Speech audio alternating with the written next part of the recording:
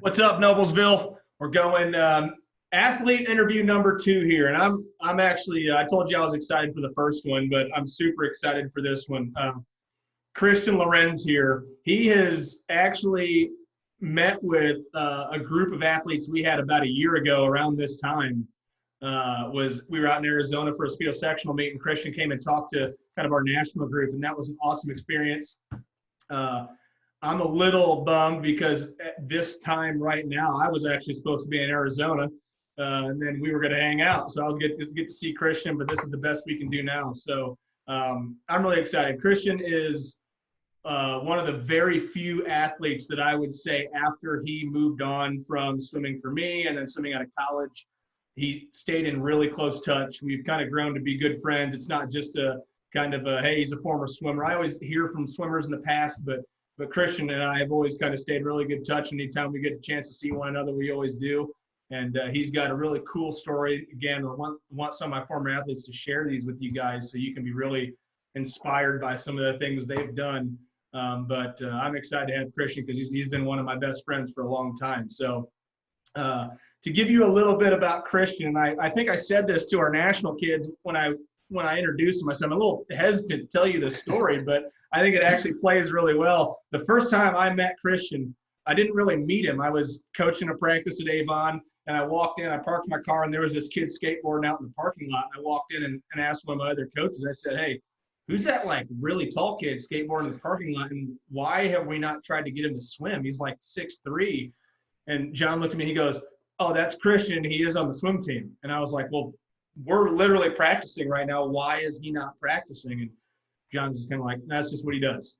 Like he skateboards in the parking lot. He's not in the water." And I was mind blown. I was like, "Man, what is going on right now? Like this is so weird." And that obviously sparked a pretty incredible journey where he swam through Avon, was part of a pretty great group of swimmers that came through there and accomplished a lot. He was a breaststroker, so he focused on the 100 breast, the 200 breast. He then went on to swim at Arizona State, where he had a coaching change that, at the time, I remember getting a text message that was like, "I came to Arizona State to swim for this coach, and that coach is leaving. Now I'm kind of bummed." And then about a week later, it was, "Hey, Michael Phelps' coach is your new head coach, and Michael Phelps is going to be training at Arizona State." So he's had a pretty remarkable story. And if you would have told me that the kid that was skateboarding in the parking lot was going to go on and swim for one of the greatest coaches of all time and swim with one of the most decorated Olympians of all time, I would have probably turned in my stopwatch right there and I didn't know anything. But here he is. And so, Christian, let's hear it from your story. There's a lot of gaps to fill in there. Where did this all start? Age group swimmer, senior swimmer, college? Let's hear it, man. Well, Alex, thanks for having me. Thanks for that great introduction. I started swimming at ACST. I was doing just like swim lessons, like developmental group, I guess is what they call it now. I think around when I was 7, and probably from the age of 7 to about 15, 16, when I would have met you, swimming was a very kind of trivial thing for me. It was always back and forth. Didn't really have a consistent training schedule. Wasn't a huge fan of having to go in and work hard for a couple hours every day, which was evident by the skateboarding in the parking lot story. But I think the first time I made a state team, I was maybe 10, and it was just for a relay. The main breaststroker who was needed on the relay either was sick or got injured, and so I was kind of thrown into it. And on that relay, I actually got to state cut. I think it was like in the 50 breast for the 10 to 12 age group or whatever it was. And so that was the first time I made a state team. That was the first time I had any real connection of, like I could be good at this whole swimming thing, but still kind of fighting being in a pool isn't the most fun at sometimes. So from there, kind of consistent state zone qualifier through Indiana Swimming. And Indiana Swimming is terrific, I should add. While you're in Indiana, you have the opportunity to be under the organization of Tony Young and Indiana Swimming, especially being coached by Alex and your other Noblesville coaches. It's an incredible thing that a lot of other states don't have, or they don't have an organization that's even close to the structure that Indiana Swimming is. So it's a big thing, and it was a privilege to kind of grow up in that environment, because moving to Arizona and speaking to high school athletes here, it's kind of like, you guys don't have anything close to this. To them, high school swimming is kind of a joke. And, I know in Indiana it runs seamlessly with club swimming, but it's a pretty cool opportunity to go to Indiana high school state or even sectionals and have that huge environment where it's, all chambers firing, it's race mode, focus time. So that was just a privilege on its own. But high school swimming, kind of slow to get going. My freshman year, I didn't make the state meet. I got third at sectionals. I believe I was a couple spots away from making the state team. So that was a learning opportunity. I really hadn't connected all the dots yet. And then come my sophomore year is when things kind of started to take off. Breaking a minute for the first time in 100 breasts, I skipped 59, went straight to 58. And it was like, all right, this is possible. Things are starting to connect here. I qualified for state sophomore, junior, senior year. I placed second individually and as a team my senior year. That's when Alex was with Avon. And it was an incredible experience. And I would say my sophomore, junior year is really when swimming in college became like a possibility. It wasn't something that had crossed my mind as, a freshman, as sophomore, not really looking to the future too much. But as I stuck to a more rigorous training schedule, as I began to focus on actually being better day in and day out, that's when I saw the potential of going to college and doing something on a collegiate national scale. So my junior, senior year, I would say I was into the 20 hours a week, every practice sort of program. I love swimming. It turned into something I enjoyed versus something I kind of loathed. There were still hard days, but that's what makes the fast times and the championships worth it. So it turned into a great opportunity.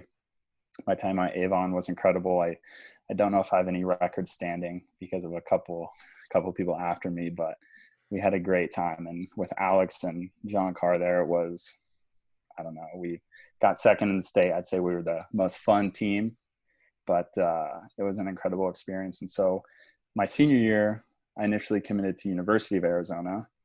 And then a couple of weeks after that coach left. There was no information on what was going on, no information if he'd be back. He was on a leave of absence. And so I quickly retracted my verbal commitment from Arizona and I switched to Arizona State. And so Arizona State, at the time, they didn't have a great coaching staff. My freshman year there was kind of very on and off. We weren't fully funded by the athletic department. I don't think they liked us a whole lot. We were kind of this outlier team and there wasn't a whole lot of focus on Olympic sports. But the summer after my freshman year, after all the coaches had been fired, felt like the world was ending. That's when they announced that Bob Bowman was going to be coming to ASU. And I thought it was a joke. I saw the Swimming World article. That's how we found out. We found out on Twitter and I didn't think it was real. I was like, there's no way he is coming here of all places. Like he has the most decorated Olympian, as well as Allison Schmidt, Chase Kalish was blowing up, Eric Vent, all of his Club Wolverine guys. There was no way. And then I think 2 weeks later, he was sitting in a conference room with us face to face telling us, I'm your coach, here we go. So my sophomore year was an interesting time because he was getting familiar with us as well as we were getting familiar with him. And he had very simple principles as far as what he expected from us as athletes. He wanted us to be accountable. He wanted us to be honest, and he wanted just honest work ethic. And those were his three things. And that's kind of what he preached day in and day out. And if you gave those three things to him, he was going to give those three things to you. And it was always cut and dry. You give what you get. But his workouts and seeing how he trained us as well as his Olympians, Michael Phelps, it really made you see that you weren't that far from the top. And I know Alex probably says this all the time, but there are these small details that focusing on those things day in and day out, that's how you close that gap. Now, I was never going to be Michael Phelps. I was well aware. He could smoke me in breaststroke, short course, long course. That's what it was going to be, and that's okay. But seeing how those guys train and girls, it was the same. And so if I'm here, he's here, and there's not that much space in between. You train the same amount, you train the same yardage, you might do the same workouts. But again, it's closing those small gaps and connecting those dots in your brain that you can do those things that kind of gets you there. My sophomore year, I placed third at Pac-12s in the 200 breast, got a podium finish, was awesome. Junior year, another podium finish in the 200 breast at PAX. And then my senior year, actually, in junior year, we got second in a relay as well, really close to winning. My junior year, I also got to compete in the USA Swimming Pac-12 Collegiate Challenge, which was a really cool event where the Pac-12 all-star team, so the best 2-3 swimmers, male and female from each school, and the Pac-12 got to compete against swimmers from the national team. And so it was, in the breaststroke races, me going against Cody Miller and Nick Fink and Josh Purnell. So prominent names, world champions, Olympic champions, bronze medalists in there. It was quite the experience to go in there mid-season, unrested. Bob says, "Hey, throw a suit on. We'll see what we have." And I remember vividly turning at the 100 mark in the 200 breast, and I was with Nick Fink, and he ended up beating me by, I think, 4 seconds. So that the last 100 was a little rough. But anyway, it was a great experience, and we signed autographs for an hour that night. And again, another one of those steps that kind of falls into place with hard work of having people know who you are, maybe not know who you are, but knowing you're a swimmer from ASU and standing in line to get your autograph. I should also say I qualified for Olympic trials in 2016. That was a great experience. There's nothing like walking out onto that pool deck with all the lights on you and a circle of spectators around you. Alex can attest to how cool that is. That was an incredible experience. And I was there with the North Baltimore team. So Michael Phelps, Allison Schmidt, Chase Kalish, with Bob the whole time, kind of working hand in hand with their trainers, massage therapists, everything, making sure that they were ready to go. And I kind of got to see all of that as a part. So seeing him qualify for his 5th Olympics, seeing Chase qualify, seeing Allison qualify was one of the coolest things I ever got to do. And representing my school and my team that those Olympians were also on was just incredible. I should also say that Michael was a volunteer coach at ASU. He might still be, but another one of those things that, as a 15-year-old skateboarding in the high school parking lot when I should have been swimming, would have never thought that I would have been training with Michael Phelps at one point in my life. I was lucky enough to go to the training center with that whole team, the pro group, before the 2016 trials. I got absolutely killed up there, but one of those things that shows you that those professional athletes aren't that far from where you are. So I really didn't feel comfortable in my races and in my swimming probably until I was a junior or senior in college. So until I was 22 pretty much, and I started swimming at 7. So it took 15 years of this kind of testing on and off and understanding my races and my strategy to get behind the blocks and not be this kind of nervous, I want to throw up type of feeling. But it was an incredible experience, start to finish. Again, you couldn't have told Alex I would have been swimming under Bob Bowman. You couldn't have told me that I would have been at Olympic trials or competing for the Pac-12 or training with Michael Phelps and a handful of other Olympic medalists. It wouldn't have connected in my brain. But the bottom line is hard work works. I like that quote. And following what Alex says, and if you get the opportunity to go to any college Division 1, 2, 3, NAIA, being there every day, showing up and putting in your work can take you anywhere. I remember my senior year of high school, I think I spoke to the ACST age group kids, and the whole premise of what I was saying was swimming takes you places. And so provided, you put in hard work, what you get out can be incredible. I got picked up from Matt Grievers at the airport when I went on my recruiting trip to U of A. Training with Michael Phelps, the Olympic training session was all paid for. I didn't have to pay anything for that.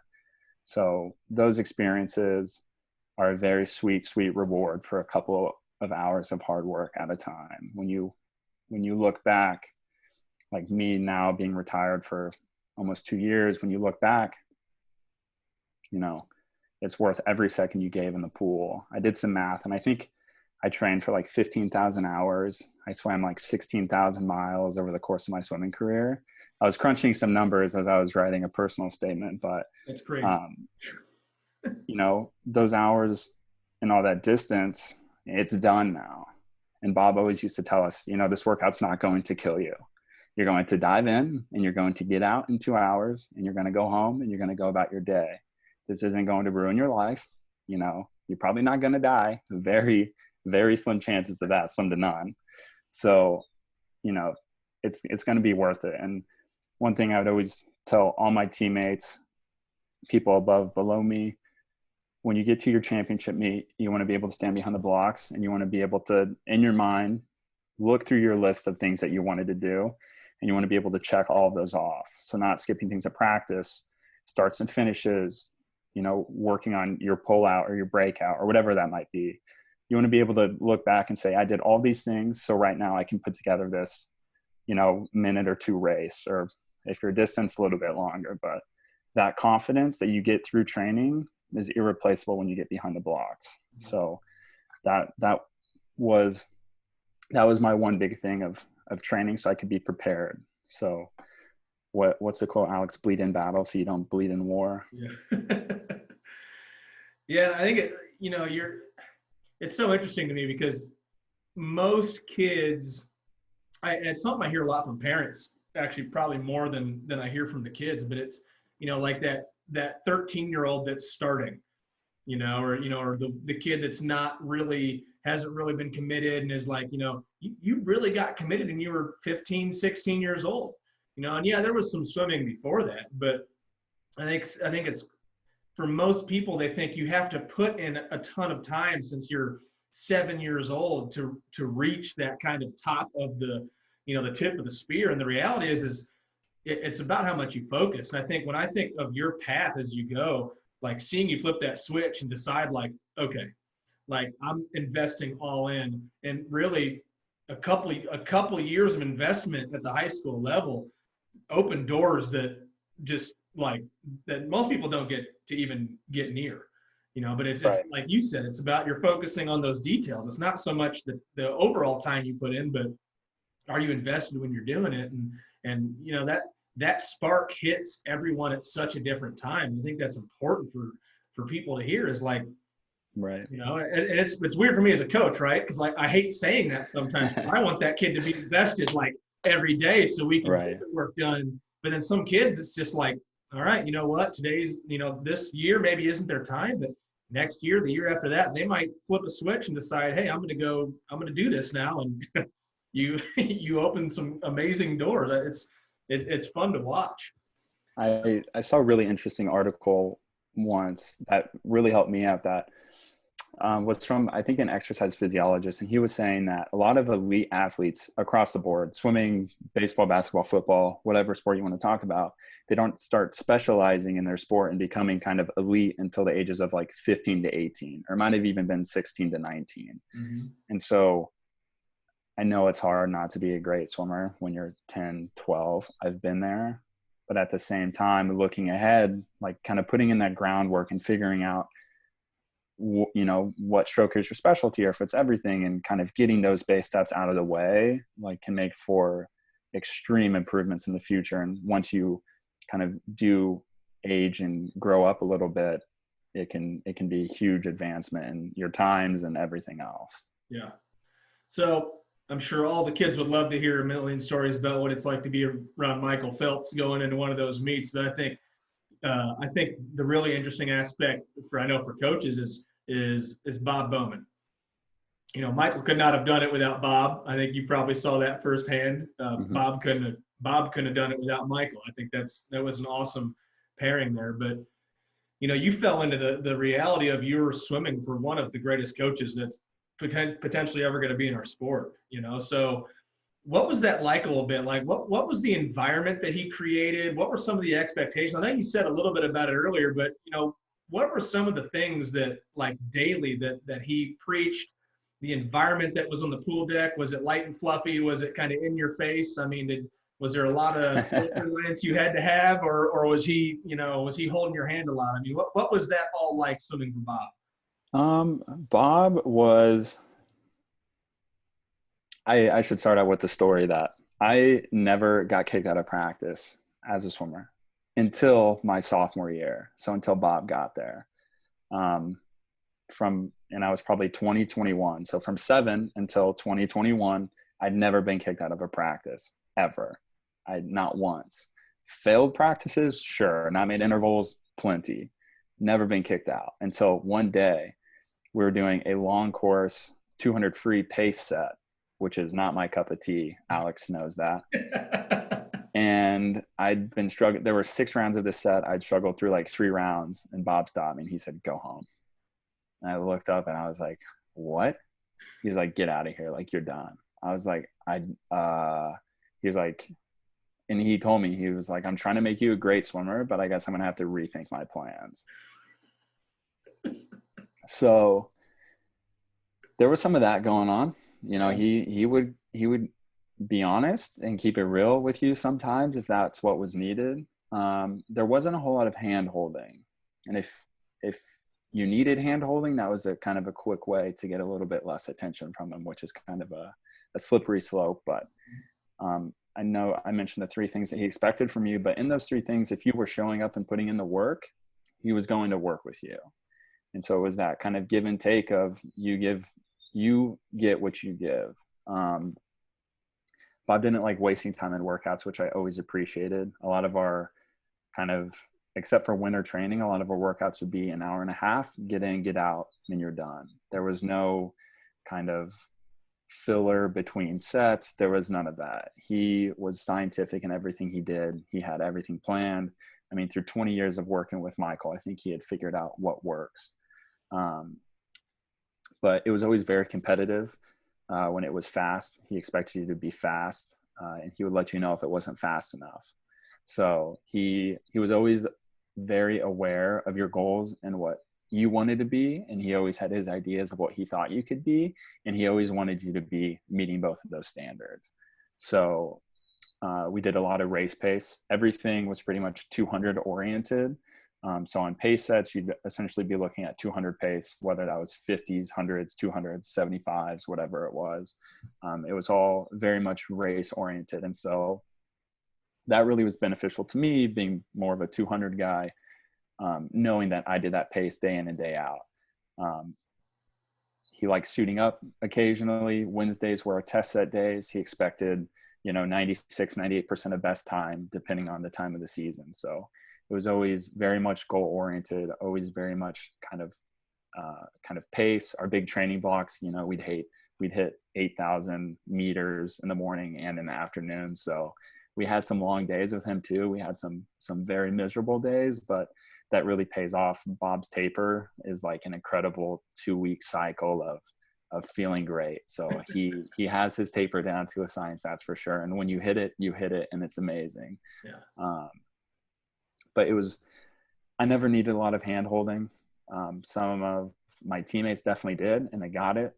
I was always one to kind of cross my T's and dot my I's. So I wasn't someone he had to worry about, but some people needed a little more pressure. And so he'd be aware of those things, but being coached by him, he'd always be whistling, always kind of be in your face if that's what you needed.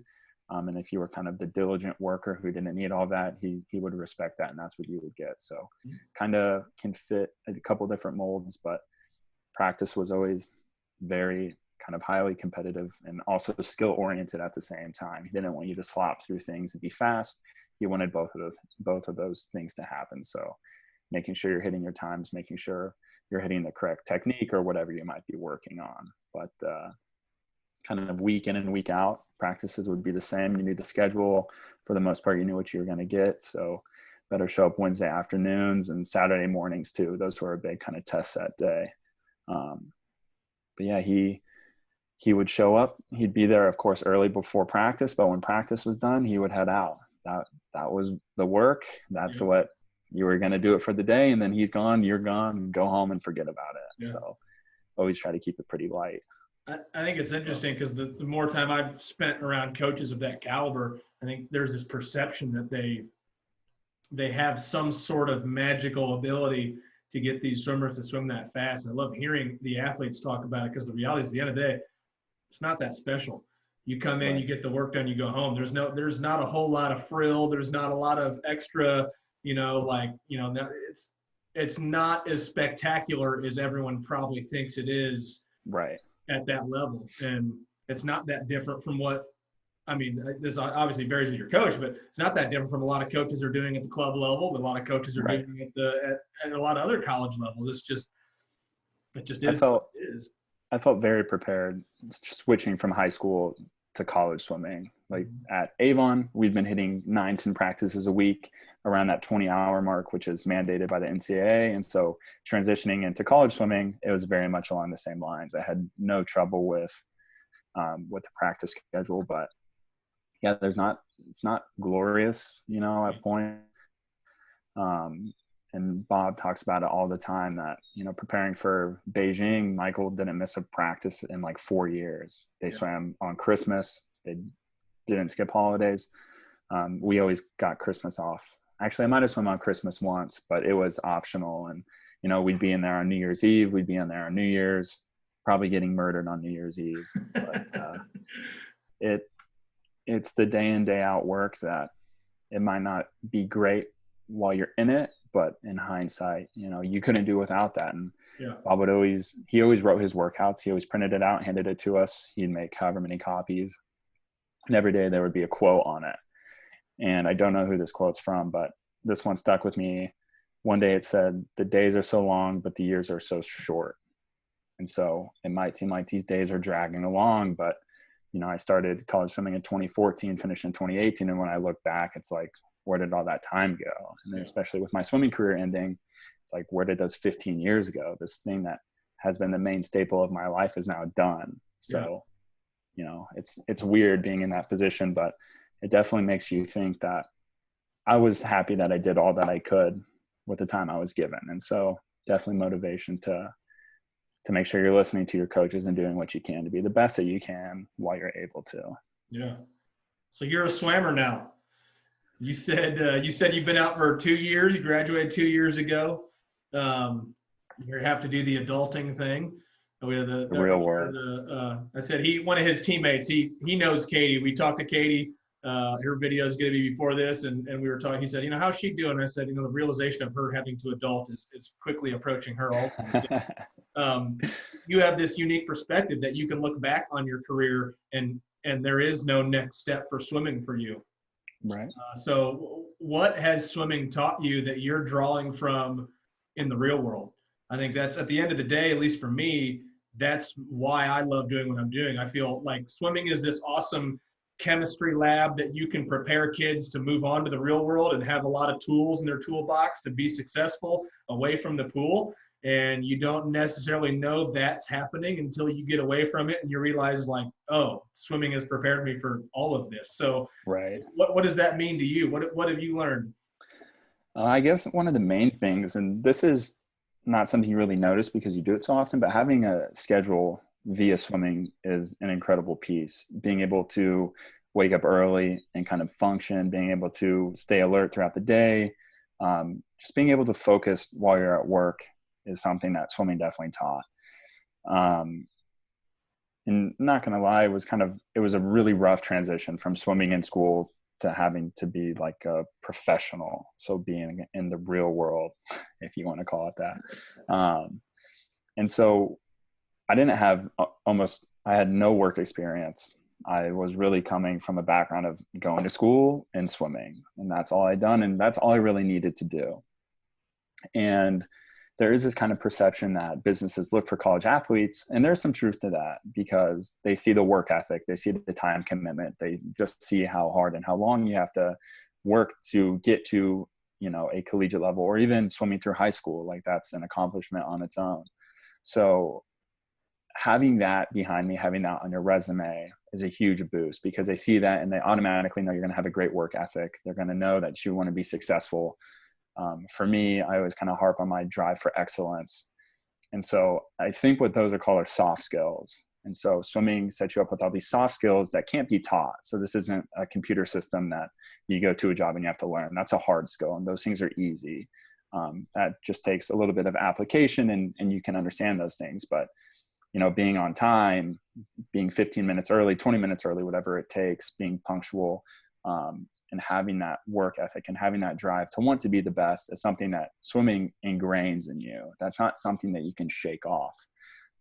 During this whole lockdown thing, it's kind of driving me nuts. I feel like I'm wasting time. And so it's a really hard dynamic, and I don't think it's something that will go away. Swimming also, and this took me a while to uncover, swimming also gave me this weird desire to like want to suffer. and I think Alex can relate to this, but working out or if I'm hiking, I want to be miserable to some extent. Like there are many times where I've been working out and I've hit the point of wanting to throw up, and it's like, okay, I'm comfortable here. I'm very familiar with this. Yep. Swimming also does give you a huge appetite, which also doesn't go away. So that's something that you kind of have to learn the hard way. I remember hearing about that in college or in high school, actually, from you and Coach Carr. But again, those soft skills that change you fundamentally as a human being are what careers across the board will look for. They will overlook a lack of work experience. They will overlook a degree that might not fit. I was a kinesiology major, so I was a science major looking at business professions. And Alex, I don't think you know this, but I've took the LSAT recently, and so I'm trying to go to law school. Okay. And so that is kind of a new development. But even if someone's looking to go to higher education, being able to sit down and study and focus on something for, a couple months at a time, that's a huge thing. Standardized testing can be a long process. The LSAT's 3 or 4 hours. And so being able to put in your focus on something like that is a huge thing that I don't know if I would have been able to do without swimming. So, and even applying to higher education schools, my personal statement was about swimming. It was about struggle and overcoming that, something that I would not have had without swimming. My resume is filled with accomplishments. I name drop Bob Bowman and Michael Phelps on my resume. I pull out all these little strings to help boost that. And so all these places I couldn't have gone without swimming. Yeah. All right. You ready for some rapid fire questions? Let's do it. This is my favorite part. Here we go. So what were your strengths as an athlete? My kick. Kick? What's your favorite movie? Ooh, of all time or that I've seen recently? I don't know, whichever one you want.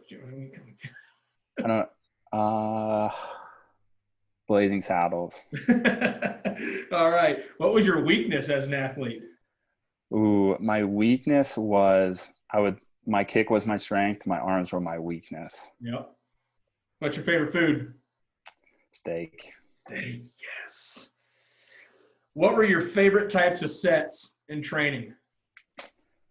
Probably pace sets, the long breaststroke sets that got you miserable. I remember vividly going through these sets where the only rest I would get was on my pull out, which isn't much of a rest because you're holding your breath. Yeah. But it was a time that I could relax and I could tell myself that this is going to pay off, that I would be in the same situation in a couple months at our national championships, at our conference championships, and know that I would be familiar and comfortable with this feeling. Yeah. So it's those sets that got me to that limit of like wanting to die that I ended up loving, that knowing that I'd walk away from this practice tired but accomplished. Yeah. All right. What do you miss most about swimming? Being in that kind of shape and the camaraderie of being on a team. There's nothing that you will find like that. I know a lot of people transition into CrossFit and other kind of group-oriented workouts, but you will never have a tight-knit family like a swim team. It's impossible to replicate in a corporate field and some other version of athletics like CrossFit. You can't find that anywhere. So having that kind of orchestrated athletic experience with a team full of people that you enjoyed being around is my most missed piece there. Yeah. Favorite memory? My favorite memory. That's hard. Probably swimming at Olympic trials would be my favorite, like, big memory. Again, I mentioned it earlier, the environment, that pool, it's just insane. Yeah. It's the craziest swimming facility you will ever go to. That's hard to beat. And then I'll put in a second good memory here. I remember at Crawfordsville, a senior state meet, I got the junior national cut short course. And I remember getting out of the pool and you came up to me and said that we're going to Irvine. So that was a good memory too. And that was also my first junior nationals. Yeah. So that's another instance when the dots kind of started connecting that, hey, the swimming thing's kind of cool. Yeah. Yeah, one of my favorite memories is getting the text message after Bob Bowman kicked you out of practice. Oh man. All right, last question. So, you got a pretty big audience here. Obviously, they're all, you're going to have some age group swimmers. You're going to have some senior level swimmers. What's the biggest piece of advice you have for them to take with their swimming career as they move forward? Like I said earlier, hard work works. There's nothing going to replace, nothing that's going to replace going in and working hard every day. It's not fun. It's not glamorous. It is what it is. And that suffering is powerful. And it's something, like I was saying, that I miss tremendously about swimming, that I kind of crave, that wanting to be in that place of suffering. At that point, you're bettering yourself physically and emotionally. That's so good for you on all those levels. And I would also say, take your time. And that's something that I'm always a little hesitant to tell younger athletes, because my path to college swimming was kind of tumultuous, but it didn't connect all at once for me. And I think that's okay. It took many kind of realizations throughout many years to connect all those dots. And even I have some lingering from when I've been done swimming. So take your time, figure out what you want to be in the pool and who you are in the pool, and let those dots connect, and it'll be okay. It's okay if you're not hitting the times you want right now. That could happen in a week. It might happen in a couple months, but you can get there. And so being patient and being persistent, along with hard work, that can take you anywhere. Yeah. Well, awesome. Chris, I'm glad I could get you here to talk to more of my team than just 7 kids. As always, man, it's a pleasure. I love listening to you talk about your career, and it's been fun to just see you grow and see you from that kid that was skateboarding in the parking lot to creating a cool friendship between you and I. So I will say, as of right now, because I can't be in Arizona this week, we're looking at when to book these flights for the future. So when I come out your way, you're definitely going to get a phone call. We're going to hang out. All right, man? I'll be here. Let me know. And thanks for having me. Always happy to talk to you and your team. So yeah, keep me posted. Right. Take care. Thanks, Alex.